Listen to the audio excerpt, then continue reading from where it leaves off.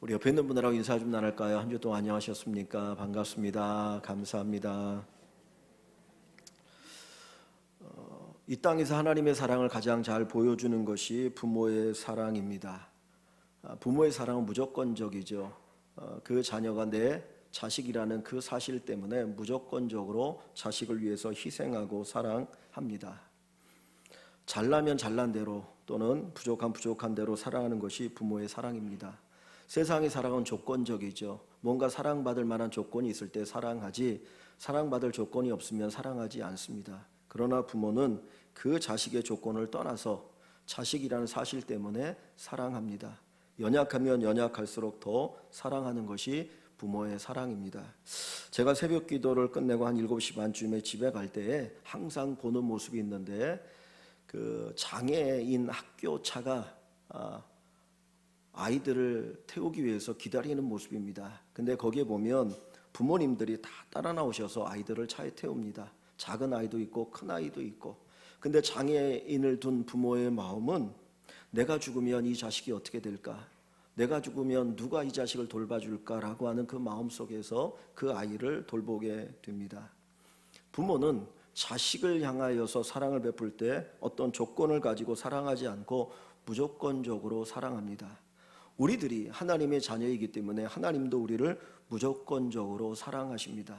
우리가 어떤 조건이 있어서 하나님 우리를 택하시고 우리를 구원하시고 하나님의 자녀 삼으신 것이 아니고, 우리의 조건과 관계없이 하나님은 우리를 택하셨고 우리를 하나님의 자녀가 되게 하여 주셨고 우리를 사랑하고 계십니다.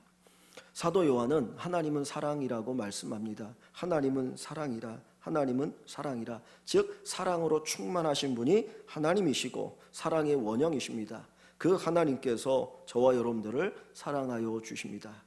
우리가 하나님의 사랑하면 잘 이해가 되지 않을 수도 있습니다. 그런데 하나님 우리를 사랑하시나 분명한 하나의 징표가 있는데 그것은 십자가입니다. 십자가를 통해서 우리는 하나님의 사랑을 알게 되어지고 하나님이 나를 사랑하신다라고 하는 분명한 확신을 가질 수 있게 됩니다.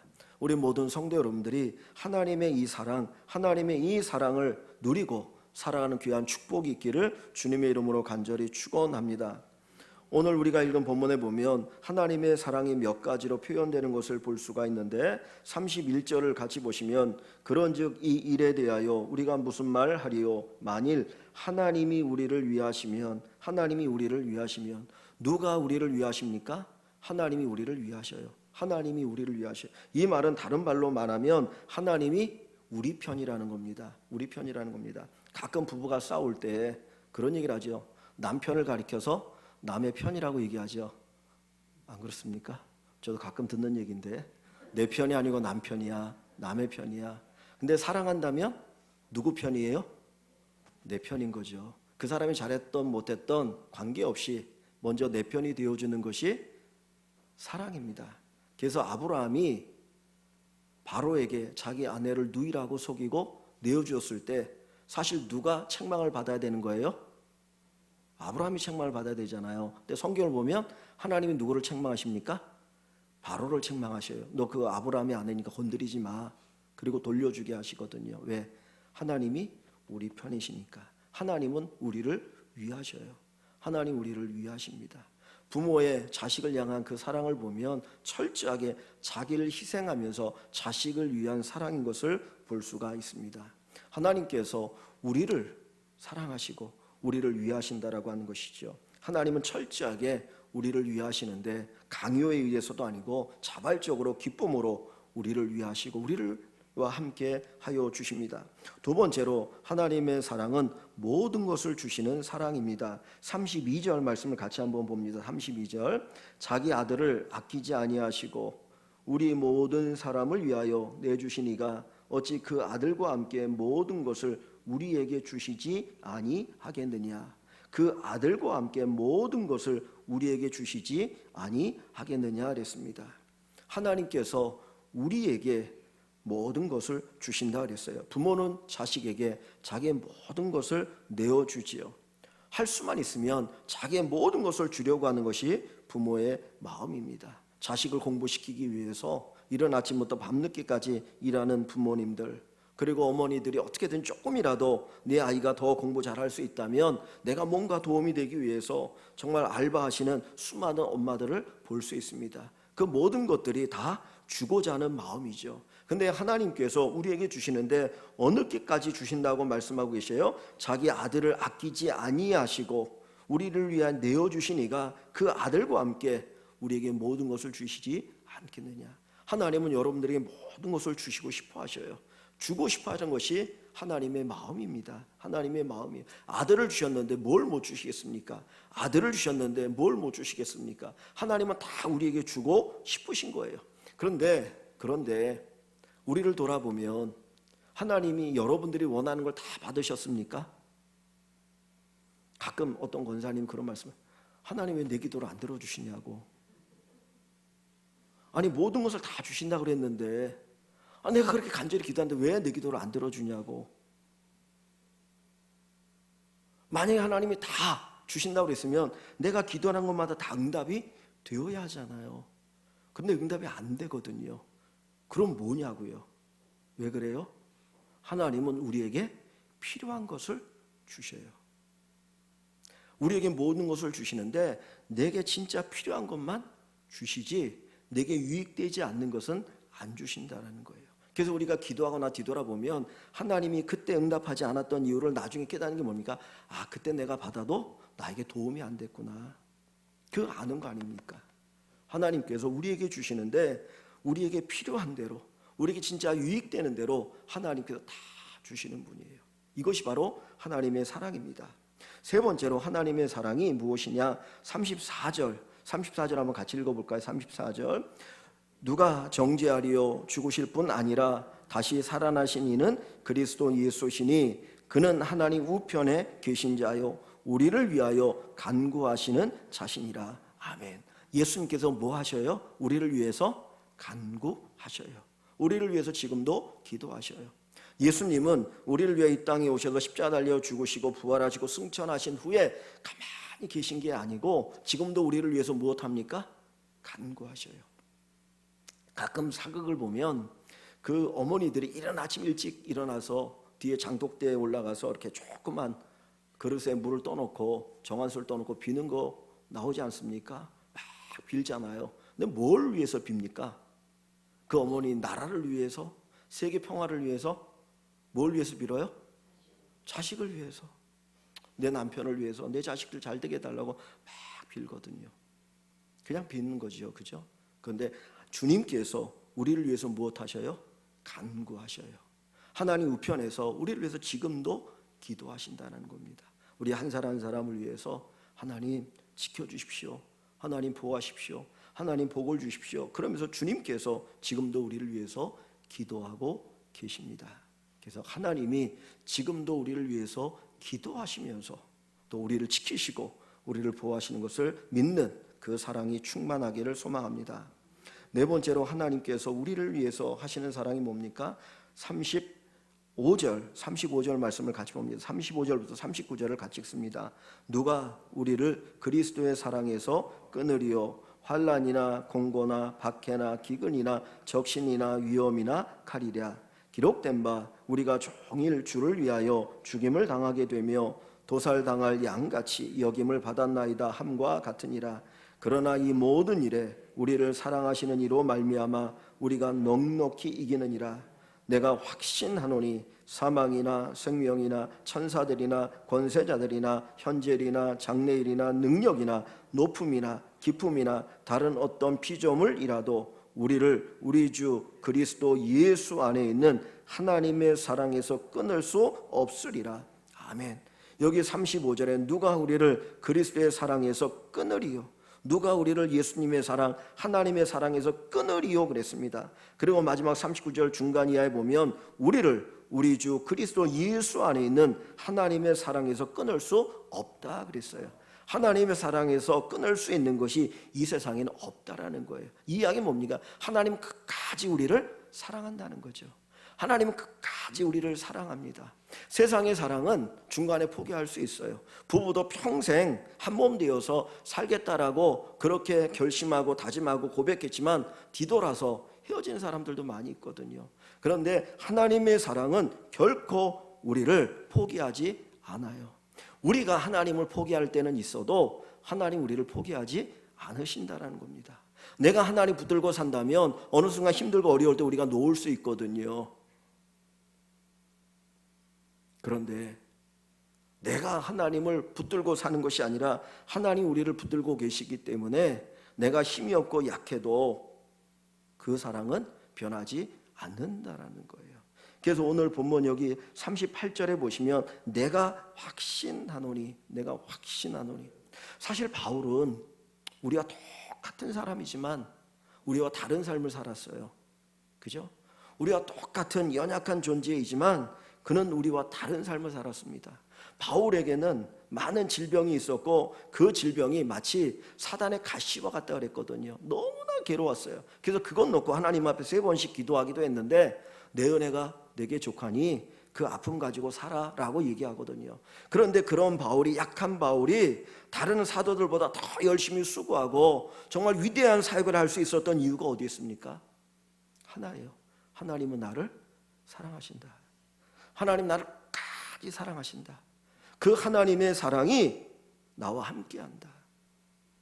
그 사랑이 나를 지키고 있다. 나를 보호한다라고 하는 이 믿음의 확신이 있었기 때문에 이 바울은 우리와 다른 삶을 살 수가 있었던 것입니다. 사랑이 위대한 이유는 어디에 있습니까? 인간은 사랑이 필요한 존재입니다. 우리가 영화를 보거나 드라마를 보거나 소설을 보거나 여러 가지 이야기 소재를 가지고 얘기하지만 그 밑바탕에는 뭐가 흘러요? 사랑이 흘러요. 사랑이. 그러니까 인간은 사랑을 하고 사랑을 받고 살아야 되는 존재인 것이죠. 특별히 그런데 인간에게는 하나님의 사랑이 꼭 필요하고 하나님의 사랑이 반드시 저장되어야 될 어떤 주머니가 있다라는 거예요. 그곳에 하나님의 사랑이 채워져야 인간이 만족할 수 있고 인간이 기뻐할 수 있고 인간이 행복할 수가 있는 것입니다. 그런데 그 사랑이 채워지지 않으면, 그 사랑을 받지 않으면 인간은 불행하게 되는 것입니다. 그래서 우리 안에 하나님의 사랑, 이 하나님의 사랑으로 우리가 충만하기를 원합니다. 이 바울처럼 내가 확신하노니 그 어떤 것도 하나님의 사랑에서 우리를 끊을 수 없다라고 하는 이 확신하는 믿음, 이 고백을 가지고 살아가시는 저와 여러분 되실 수 있기를 주님의 이름으로 간절히 축원합니다. 오늘 이 놀라운 하나님의 사랑이 우리에게 어떤 결과를 가져다 줍니까? 우리를 위하시는 하나님의 사랑, 우리에게 모든 것을 주시는 하나님의 사랑, 지금도 우리를 위해서 기도하시는 하나님의 사랑, 우리를 포기하지 않는 이 하나님의 사랑이 우리에게 어떤 결과를 가져다 줍니까? 37절 한번 같이 읽어볼까요? 37절 같이 읽어봅니다. 그러나 이 모든 일에 우리를 사랑하시는 이로 말미암아 우리가 넉넉히 이기느니라. 아멘. 이 모든 일에 우리를 사랑하시는 이로 말미암아 우리가 넉넉히 이기느니라. 여러분, 예수를 믿는다고 해서 항상 우리가 잘 되는가요? 세상 사람들처럼, 세상 사람들이 생각하는 것처럼 우리가 예수를 믿는다고 해서 모든 것들이 쫙 형통하게 이루어지는가? 내가 예수 믿어 부자가 되고 유명해지고 뭐가 됩니까? 아니거든요. 예수 믿어도 우리에게 어려움이 올 때가 있어요. 자, 다시 37절을 보세요. 그러나 이 모든 일이 뭡니까? 이 모든 일에 우리를 사랑하시는 말미암아 우리가 넉넉히 이긴다 그랬어요. 그럼 이 모든 일이 뭡니까? 35절로 가볼게요. 35절. 누가 우리를 그리스도의 사랑에서 끊으리요? 끊을 수 없다는 거죠. 그러면서 뒤에 나오는 게 뭐예요? 환난이나 공고나 박해나 기근이나 적신이나 위험이나 칼이랴 그랬어요. 여기 7가지의 얘기가 나오는데 환난과 공고나 박해나 기근이나 적신이나 위험이나 칼. 좋아하는 거예요? 싫어하는 거예요? 우리가 원하는 걸 원하지 않는 거예요? 원하지 않는 거예요. 우리 인생에 전혀 이런 일들이 일어나지 않기를 원하는 것이거든요. 그런데 이것들을 우리가 이길 수 있는 힘이 뭐라고요? 하나님의 사랑이라는 거예요. 이 모든 일에 우리를 사랑하시는 이로 말미암아 하나님의 사랑으로 말미암아 우리가 넉넉히 이기느니라. 우리에게 어려움이 다가올 수 있어요. 환난이 다가올 수 있어요. 그리고 우리 인생에 생각지 않은 재난이 다가올 수 있거든요. 근데 그것을 이길 수 있는 힘이 어디에 있습니까? 바로 하나님의 사랑입니다. 제가 잘 읽어보진 않았지만 그 교회 신문에 그리고 유튜브에도 그 간증이 나오더라고요. 지난번에 그 태풍으로 해서 그 포항에 엄청난 수해가 있지 않았습니까? 그때 그 아파트의 지하 주차장에 살아남은 한 여자분이 계시거든요. 그 아들은 죽었고 정말 살아남았는데 인간적으로 무슨 살 수망이 있겠습니까? 나 때문에 내 아들이 죽은 것 같잖아요. 너무나 고통스러운데 그분이 간증해 놓은 게 있더라고요. 유튜브에도 보면 아마 그 간증이 나올 것 같은데 여러분들이 한번 보시면 좋겠습니다. 정말 이길 수 없는 너무나 큰 슬픔이고 너무나 큰 고통이고 아픔이거든요. 그런데 그것을 이길 수 있는 힘이 어디에 있느냐? 하나님의 사랑입니다. 하나님의 사랑. 하나님이 나를 사랑하신다라고 하는 것, 하나님이 나를 사랑하신다라고 하는 이 확신이 있으면, 그리고 그 사랑을 누리고 살아가면 우리 인생의 다가온 아픔과 고통도 능히 넉넉하게 이겨나가게 되리라 믿습니다. 이런 하나님의 사랑을 여러분들이 체험하실 수 있기를 소망합니다. 거꾸로 뒤집어서 우리가 하나님의 사랑을 확신하지 못한다면 어떻게 될까요? 이스라엘 백성들이 40년 동안 광야 생활을 합니다. 애굽에서 나와서 가나안 땅으로 갈 때에 그들이 40년 동안 광야 생활하는데 그들의 삶을 그냥 간단하게 평가한다면 원망의 삶이었어요. 불평의 삶이었어요. 그냥 출애굽기와 민수기 읽어보면 그들은 원망하고 불평하고 원망하고 불평하고, 만나를 주면 왜 우리 고기 안 주냐고 얘기하고 뭐 이렇게 불평 저렇게 불평하거든요. 그런데 그들이 불평하는 이유가 어디에 있습니까? 기적이 없어서인가요? 아니요, 매일같이 그들의 삶에 기적이 있었어요. 아침에 일어나서 밖에 나가보면 뭐가 보여요? 만나가 있어요. 낮에는 구름 기둥으로 하나님이 그들을 서늘하게 해주셔요. 밤에는 불 기둥으로 그들을 따뜻하게 해주셔요. 매일같이 그들은 하나님이 기적을 경험합니다. 그럼에도 불구하고 그들은 하나님을 원망합니다. 불평합니다. 이유가 어디에 있어요? 하나님의 사랑을 몰랐기 때문이에요. 하나님이 자기들을 사랑한다는 것을 그들이 인정하지 않았기 때문에 그들은 원망하고 불평합니다. 원망과 불평으로 끝나는 것이 아니라 그 인간의 마음속에 불안이 찾아오고 두려움이 찾아오기 시작해요. 내가 하나님이 나를 사랑한다는 걸 믿으면 어떠한 환경에 있을지라도 담대할 수 있어요. 당당할 수 있어요. 하나님은 나를 사랑하셔. 하나님이 나를 사랑하시기 때문에 그 하나님이 나에게 좋은 것을 주실 것이야. 분명히 내게 유익되게 하실 것이야. 이 믿음이 있기 때문에 우리는 어떤 상황 속에서도 당당하게 살아갈 수가 있습니다. 부모를 잃어버린 고아가 길가에 내버려져 있다고 생각해 보십시오. 얼마나 두렵고 불안하겠습니까? 그냥 똑같은 환경이 있지만 그 옆에 어머니가 있거나 아버지가 있다면 그 아이는 불안해하지 않을 거예요. 어떤 어려움이 나와도 내 부모가, 내 아버지가 나를 지켜줄 거야, 보호해 줄 거야. 하나님께서 우리를 사랑하시는데, 전능하신 하나님이 독생자 외아들을 아끼지 않으신 그 하나님께서 우리를 사랑하시고 나와 함께 하시는데 뭐가 불안하겠습니까? 당당한 인생을 살아갈 수 있지 않겠습니까? 하나님이 우리를 사랑하신다라고 하는 것, 이 확신을 가지고 살아가는 우리 모든 성도 여러분 되시기를 주님의 이름으로 축원합니다. 우리가 하나님의 사랑을 받으면 우리에게 주어진 놀라운 축복이 또 하나 있습니다. 자, 8장 28절 봅니다. 로마서 8장 28절 같이 한번 읽어보겠습니다. 로마서 8장 28절 같이 봅니다. 우리가 알거니와 하나님을 사랑하는 자 곧 그의 뜻대로 부르심을 입은 자들에게는 모든 것이 합력하여 선을 이루느니라. 아멘.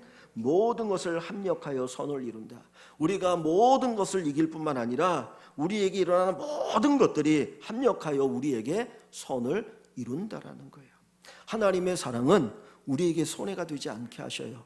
하나님의 사랑은 우리 모두에게 어떤 일이든 우리에게 유익되어지도록 하시는 것입니다. 그 하나하나 떼어놓고 보면 이게 내게 무슨 의미가 있는가, 이게 진짜 내게 무슨 유익이 있는가, 손해거리 아니야, 나에게 고통만 주는 거 아니야, 그런 생각을 가질 수 있지만은 그 모든 것들이 합력하여 우리에게 선이 되게 하시고 유익이 되게 하십니다. 여러분, 그림 퍼즐을 맞춰본 적이 있으십니까? 저도 별로 그렇게 좋아하지는 않는데 그림 퍼즐 이렇게 딱 모아가지고 딱 놓으면은 한 조각 한 조각이 이게 뭔지를 잘 모르겠어요. 무슨 그림인지 어떤 모양인지. 그런데 그것을 판에다 놓고 하나씩 하나씩 붙여가다 보면 나중에 멋있는 그림이 만들어지거든요. 우리 인생도 한 조각 한 조각 띄워놓으면 이게 무슨 의미인지 몰라요.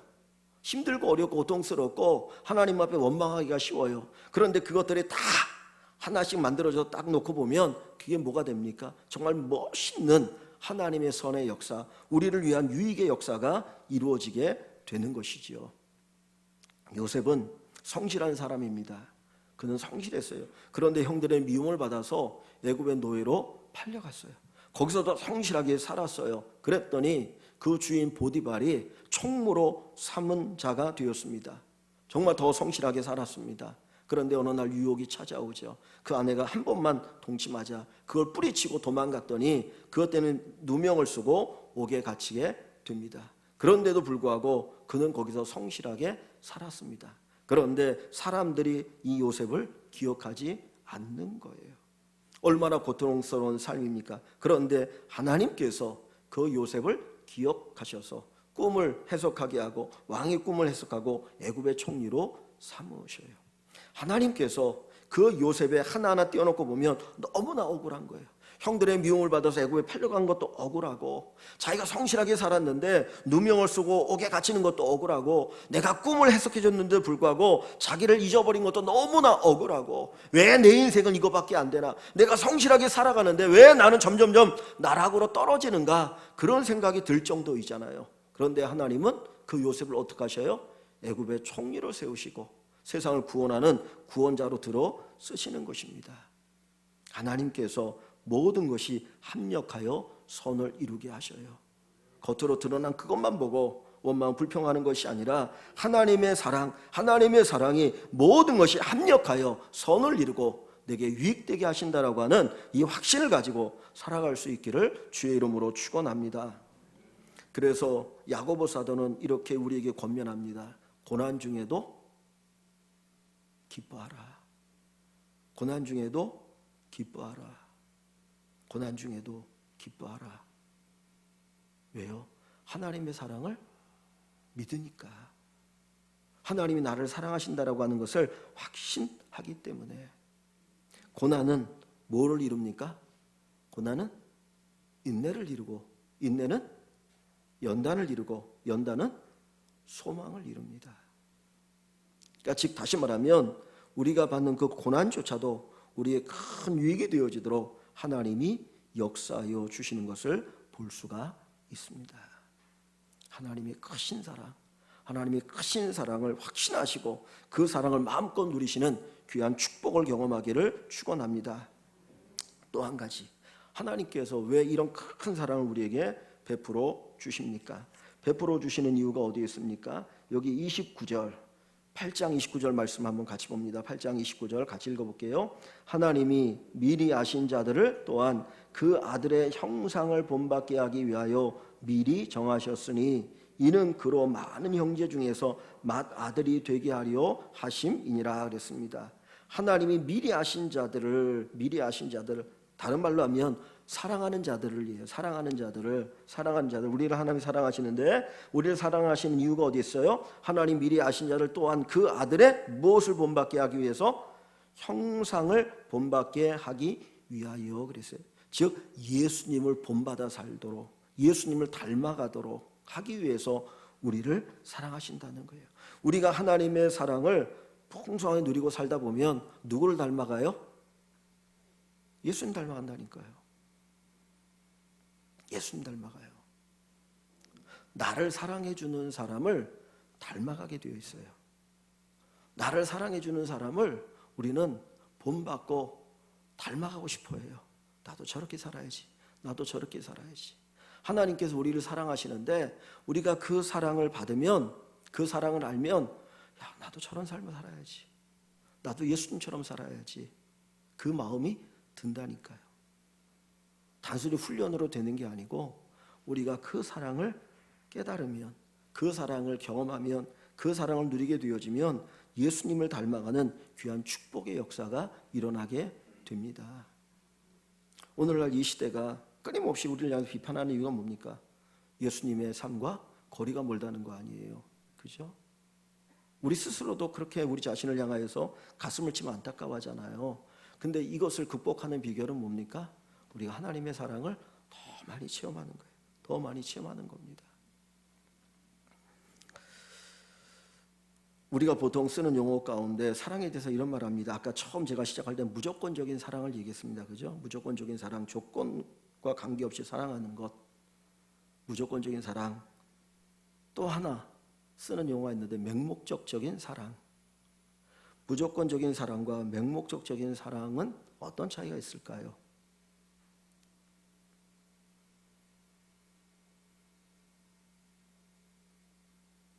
맹목적인 사랑이 뭡니까? 사랑은 사랑하는데 그 사랑이 옳은 것인지 아닌지 모르겠지만 그 사랑이 어떤 결과를 가져오느냐? 관계가 없어요. 생각을 안 해요. 오히려 본인은 사랑한다고 하는데 그것 자체가 오히려 상대방에게 해가 되어지는 것. 이거 맹목적인 사랑입니다. 부모가 자식을 사랑하는데 그것 때문에 자식이 잘못된 길로 간다면 내가 사랑하는 것이 이거 잘못된 거 아니냐, 내 사랑이 바른 사랑인가를 돌아봐야 되는데 그렇지 않은 경우가 있다라는 것이죠. 제가 지난 주간에 그 목동에 우리 이제 집사님 한 분이 그 편의점을 하셔서 신방을 갔어요. 신방을 가서 이야기하는데 그 목동은 뭐 우리나라의 이제 강남만큼 교육 열기가 뜨거운 곳이에요. 몇 군데 있지 않습니까? 근데 그 편의점이 그 학원들이 많이 있는 그 건물에 있었는데 집사님 얘기가 뭐냐면 진짜 애들이 버릇이 없어요. 우리 동네 애들하고 비교하면 너무 버릇이 없어요. 거기 부모들이 자식 공부시킨다고 오피스텔 같은 작은데 그 아이 하나 데려와 가지고 어렵게 살아요. 어떻게든지 공부시키겠다고. 근데 공부시키는 건 좋은데 왜 공부를 해야 되는지 목적이 없는 거예요. 공부만 잘하면 다 되는 거예요. 얘가 버릇이 있든 없든 관계없이 공부만 잘하면 마치 전부인 것처럼. 그래서 아이들이 버릇이 없어요. 그 이야기를 하시더라고요. 사랑은 무조건적인, 하나님의 사랑은 무조건적입니다. 그런데 하나님의 사랑은 맹목적인 사랑이 아니라는 거예요. 맹목적인 사랑은 무조건 주는 거죠. 여기 모든 것을 주신다라고 그랬는데 무조건 모든 걸 다 주는. 근데 그게 아니잖아요. 왜? 목적이 있기 때문에. 목적이 있기 때문에. 그 하나님의 사랑이 우리를 뭘 만들어 갑니까? 아들의 형상을 본받는 거예요. 예수님의 모습으로 살아가도록, 우리가 예수님을 닮아가도록 만드는 것, 그것이 바로 하나님의 사랑의 목적입니다. 우리가 잘하는 것은 사랑으로 잘하는 것입니다. 부모가 자녀들에게 밥을 해주는데 단순한 밥이 아니고 그것은 사랑이에요. 사랑이에요. 저희 어머님이 어제 저녁에 오라고 그래서 뭐 가까이 사시니까 갔는데 이유가 뭐냐면 쌀 몇 푸대 주시겠다고. 그래서 몇 개를 사가지고 20kg짜리 몇 푸대를 주셨거든요. 그래서 가서 가져와라고. 그거 뭐 제가 못 사 먹겠습니까? 그거 얼마나 된다고. 그런데 그 주고 싶어하는 것이 뭐예요? 부모의 사랑이거든요. 하나님 그냥 주고 싶은 거예요. 주고 싶은 거예요. 우리는 그 사랑으로 자라는 거예요. 하나님의 사랑, 하나님 나를 사랑하신다.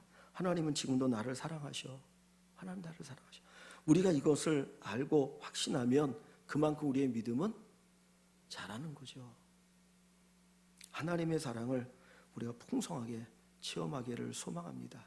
하나님 지금도 사랑하시는데 어떤 모습으로 우리를 사랑하십니까? 여기 오늘 본문에 보면 네 가지의 모습이잖아요. 그죠? 네 가지의 모습. 하나는 뭐예요? 우리를 위하신다. 두 번째는 우리에게 모든 것을 주신다. 세 번째는 우리를 위해서 간구하신다. 네 번째는 그 어떤 것도 끊을 수 없이 끝까지 우리를 사랑하신다. 이 사랑이 우리로 하여금 모든 것을 능히 이기게 하고 그 사랑이 모든 것이 합력하여 선을 이루게 하고 그 사랑이 우리로 하여금 예수 그리스도를 닮아가게 한다. 그래서 이 사랑을 풍성하게 체험하시는 귀한 축복이 우리 모든 성도 여러분들에게 있으시기를 주님의 이름으로 간절히 축원합니다.